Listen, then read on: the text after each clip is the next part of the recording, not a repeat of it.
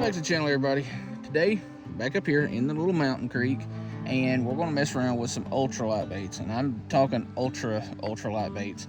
And we're back up here mainly because the shade, and two, it's not all that hot out today. I mean, it's still hot, but it's not like 102, 105 degrees, but we got some wind, got some good shade, and cool water. So what type of baits we're going to be using are going to be like microscopic almost.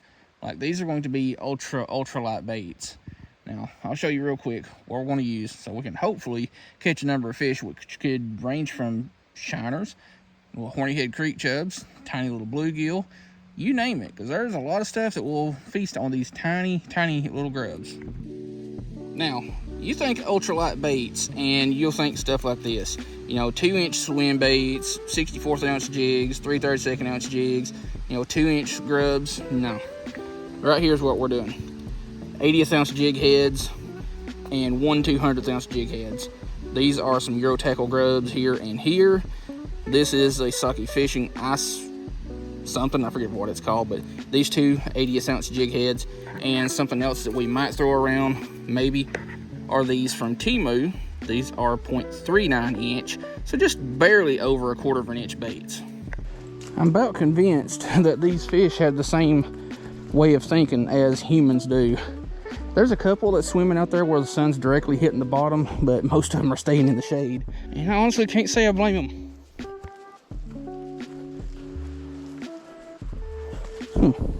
I saw this the other day when I was up here. I guess where this flooded. There's actually some really tiny little minnows, whatever you want to call them, swimming around in that. But that's actually no.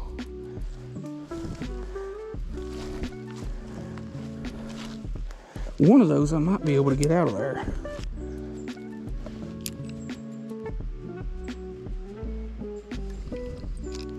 Maybe.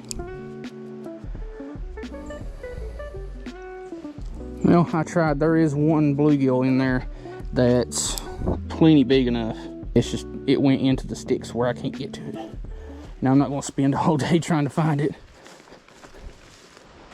Alright, anytime I come up to one of these little creeks, got to sniff it out a little bit, see if there's anything swimming around. I already see one little smallmouth about probably 6 or 8 inches long. A couple other things like little hognose suckers and whatnot. Man, that breeze feels good. It's almost feels like a little fall breeze, but unfortunately summer's just getting started, so we're screwed there. All right, there is something there.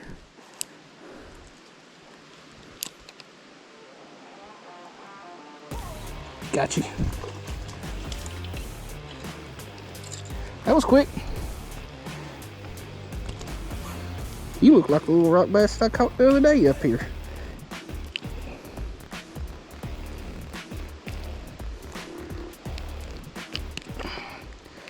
That's right. There's one thing I don't like about these 80th ounce sickle heads is they get hooked kind of aggravatingly, if that's even a word, but real pretty little rock bass. There's several other little fish down there nipping at it. It's just whether or not I can get them hooked before this or before something else. There's several other little fish down there nipping at it. It's just like getting one to actually connect with it. Oh shoot. And it doesn't help that I've got all these overhanging limbs right here that I can't exactly get to. Gotcha. Gotcha. What are you? You are a very small bluegill. And that right over there is a very large hognose sucker. Quite large one.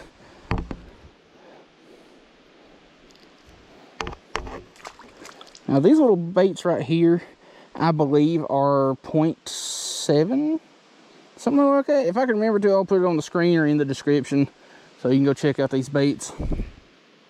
They're about as small as I'll ever really bother with for fishing, just because they're tiny baits and they're hard to manage. You know, they probably got smart to seeing the same little jig drop in there every couple of seconds. And here's another issue with micro baits that keeps me from using them any more than I do. A lot of times these little jig heads and plastics are small enough that they can fit through your eyelets. I mean, not that it's a big deal, but it's beside the point.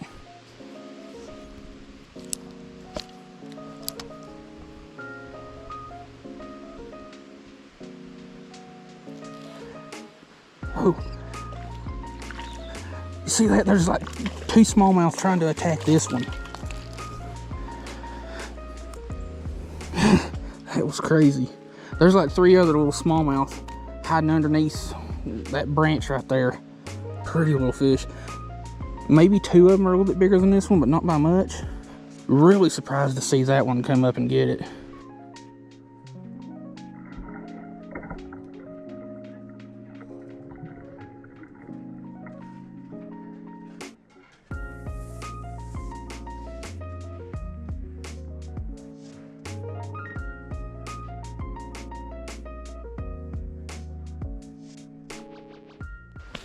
I honestly thought that one of the little shiners that's swimming around over there had picked it up and they were trying to eat that shiner, but no, it was a smallie jaw. I would not be opposed to getting one of those little small shiners. I'd take that little plastic off and put that shiner on.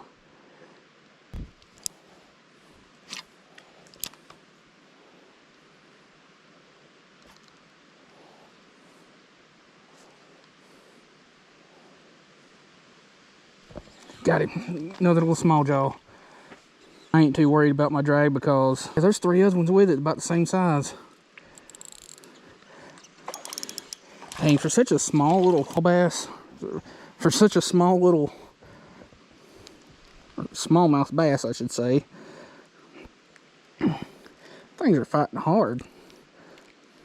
There ain't a ton of current in here, but still, nice little fish.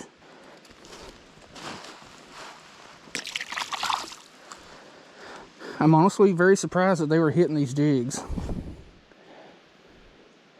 But since that one is gone, I've got another little plan here.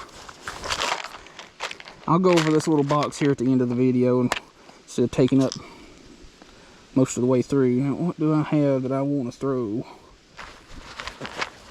I'm going to cheat just a second. This ain't exactly micro, but we're going to see if they want one of these little bit bigger baits, because I would not be opposed to a couple more of them little smallie jaws.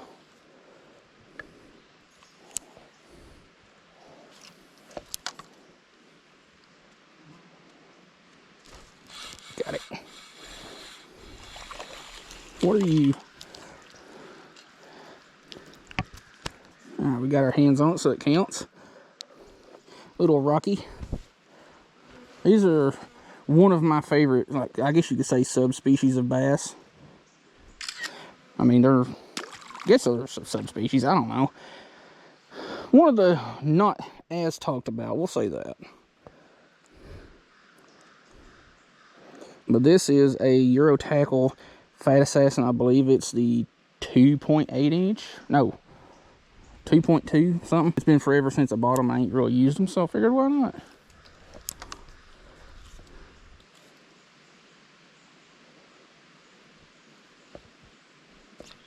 Got it. I don't know what it is because it's ultra tiny. How did I hook? Y'all see how big that hook is, right? Compared to the fish. How did I hook you? I'll just screenshot one of my other ones. Like, how did I get that hook in that tiny little fish's mouth? You never know. Alright, it seems like they have had enough of that, so I'm going to try something else real quick. 'Cause I noticed something while watching the little shiners and stuff like that. When they got around this thing, the smallmouth would chase them away from this. So I'm wondering if these smallmouth kind of think this is one of the juveniles, which doesn't make a lot of sense because these smallmouth that are hanging out over here are pretty much juveniles themselves. But yeah, I found that kind of interesting that the smallmouth were chasing other fish away from this. All right, it appears that they have had enough of the little tiny jig, so back to little micro grubs so we can catch some of these little shiners that are swimming around in here. And this jig, by the way, it was sent to me by a friend of mine on Instagram, PigJigsT47, links in the description like usual, so go check that out. So follow the Pig Jigs. He does custom baits and all kinds of goodies like that. Okay.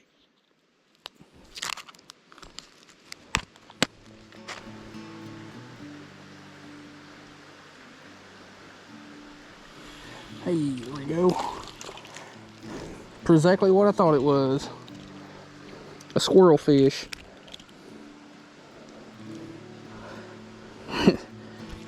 Tell you what, these things are chill.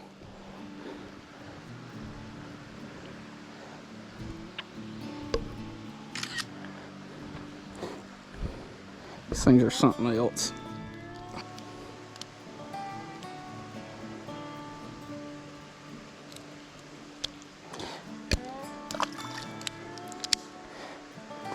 Those things would actually make really good bait for some of the smallmouth in the bigger parts of this creek, because there are some smallmouth that could get that one down very, very easily.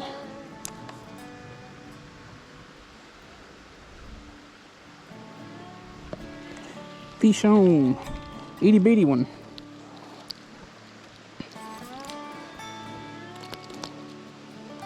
It's just another little creek chub, horny head chub, whatever you want to call them. Fortunately, that one wasn't hooked as bad as the other. And if you're wondering what my setup is to throw these little 1/80th and 100th ounce jig heads, it's my go-to rod here lately.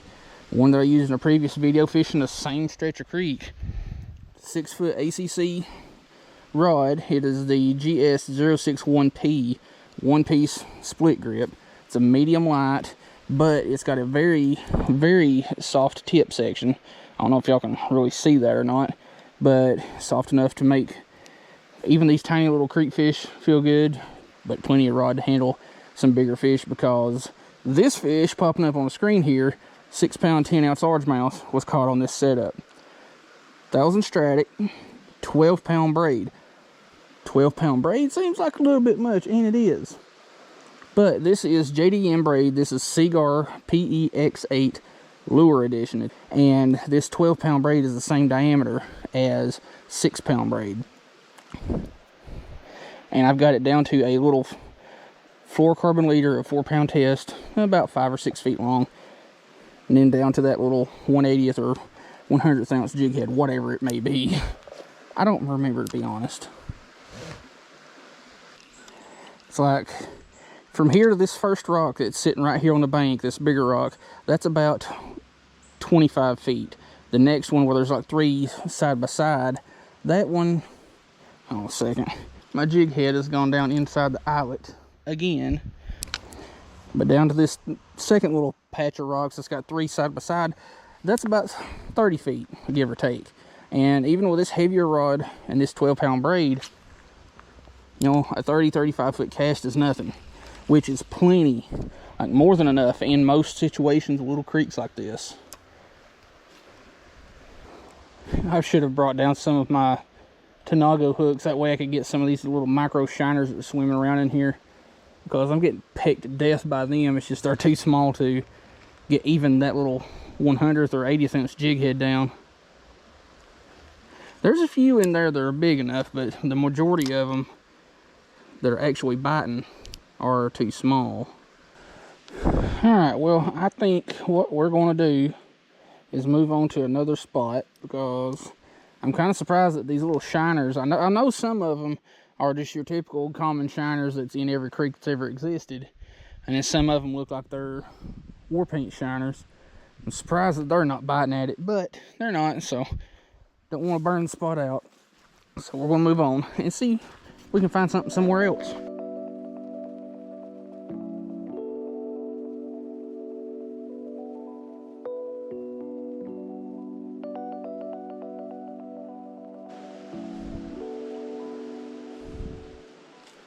Got you.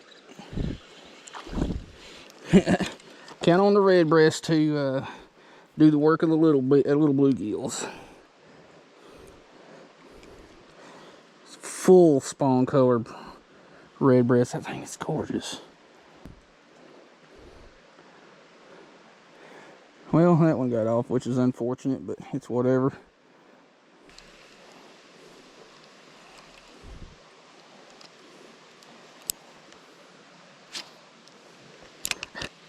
Oh. Well, was not expecting that. I cast it twice on the same spot, and this gargantuan green sunfish decided to nab it.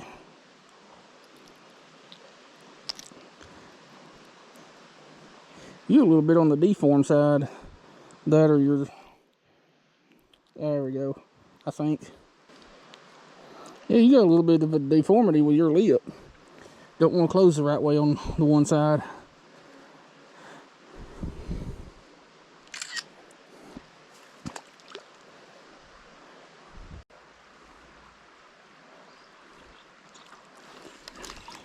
Well, you just decided to have it.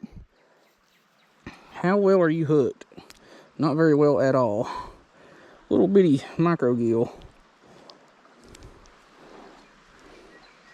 There's a little bitty spot or something like that just right over here in front of me that was kind of eyeballing it. Then that little goober came along and decided to have lunch.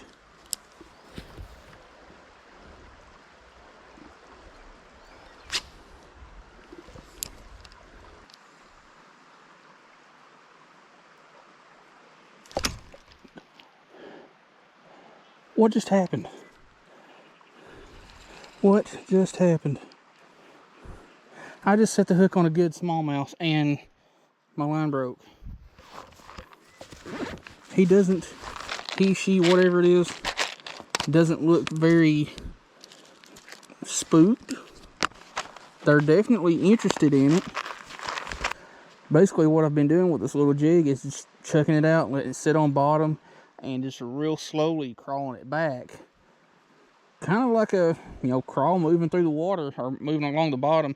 And they've went up and looked at it a bunch of times, bit it several times, and now broke off that one. But a couple of them have just kind of picked it up and acted like they were just moving it off of a bed.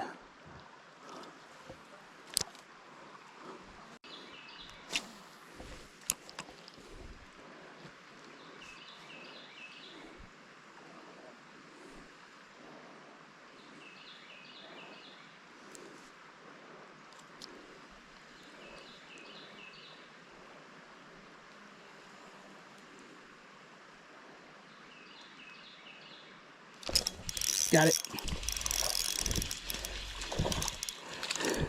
Dude, I thought that was a smallmouth. It's not.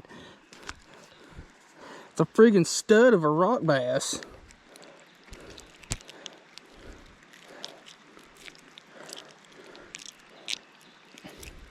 I know you ain't hooked that good.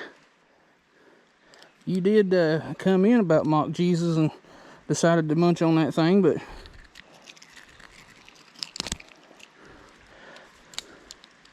I'll show you the jig here in just a second. I kind of cheated on my last one here, but friggin' stud of a rock bass. I mean, that thing is, it's not huge by any means, but it is a good one for this size of creek. This is about half the size of my biggest one, but friggin' pretty fish. Let's get you back and go over the jig real quick, because we're going to go ahead and call her quits. I wanted to end it on a little bit better fish, so I'll see y'all back to vehicle.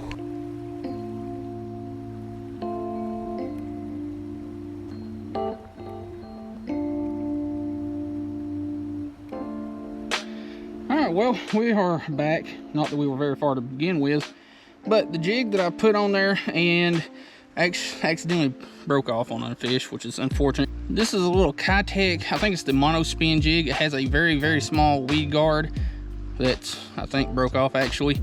It is a, I believe, 3/32 ounce or something like that, 3/64. It's not a real big jig at all. Like, this hook is maybe a size 1, size 2. And the one that I broke off was just as is. The little rock bass there on the end, I just put a little Fat Assassin 2.2 by Euro Tackle on there as a little trailer, and he was all about it. So real quick, we're going to go over the little box that I used everything out of today. Of course, the little fanny pack, sling pack thing, just cheap one you can get at Walmart, nothing special really. But this right here is the tackle box from Mule Fishing Supply Company. It's a pretty shallow box. Hopefully you can kind of tell how shallow that is. That's maybe 3/4 of an inch. But this is more or less my micro box, kind of sort of. Like some of these baits aren't micro by any means. Like these Fat Assassins, they're I think 2.2 inches. They're the biggest baits in here. And then these little swimmers, those are 1 inch. Everything else is like 1.2, 1.4. And I've got the stuff to do micro Texas rigs with. It's like 1/32 ounce jig heads. I've got the just plain black ones and then some of the lead ones. Then I've got some 1/32 ounce Eagle Claw little swimmer jig heads. There's some 1/16 in there. Same thing, but chartreuse, white, pink. And then here's where the micro really starts. 1/80th and 100th ounce jig heads. Some little 3/4 inch plastics. And the little pocket right here, 1/200th ounce jig heads by Trout Magnet from the mini kit, or you can buy the hooks by themselves. All right, we'll turn it this way. Maybe it makes a little more sense. And then I've got some size 2 and I think 1/0 EWG hooks. Some more, some Ned heads, stuff like that. You know, stuff to throw small baits. Why are you not closing? And this is a double-sided box. The opposite side here has a little foam pad in there so that you can have pre-rigged stuff or stuff that you've already rigged up and just wanted to replace it with something else. You can just put it in one of these little slots or wherever, and it's ready to go. All you gotta do is pull it out and tie it on. These are just some plastics that I had in there. But yeah, you put you some pre-rigged stuff in here. I've got some little 1/32 ounce jigs from Pig Jigs 247, some pre-rigged Fat Assassins on some of the micro EWG Texas rig deals. One here that is rigged weightless. I actually run that one kind of like a mini fluke. And then jigs, small plastics, whatever you want to do in here, little swim baits. And then I also had some like size 20 or something like that fly tying hooks. And that will be the box from Mule Fishing Supply Company. You put this in your back pocket or in a little fanny pack.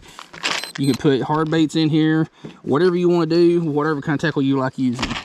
And of course, if you want to support the channel, the link in the very top of the description is where you can go to buy some of those mule fishing boxes or the soft plastics, jig heads, whatever you're looking to get. There's hats, decals, stuff like that. But anyway, didn't catch a whole heck of a lot of fish, but it was a fun little trip using little micro baits, and I'm really surprised at the smallmouth that ate those little bitty tiny micro baits. Those are about the size of a dime, if that. But just goes to show you don't have to have big baits to catch big fish. Like relative to the size of the creeks that I fish up here, those are pretty good sized fish. And there are bigger ones in here. There's video proof of it on here. There's video proof of them. I'll leave some links in the description so you can check those videos out.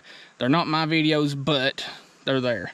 Anyway, get you some little micro baits, a little ultralight rod, and just go out and catch a snot out of fish. They don't have to be big ones. So, as long as you don't get skunked, that's all that matters. Anyway, the outro's going on far enough. Hope you like the video. We'll see you in the next one.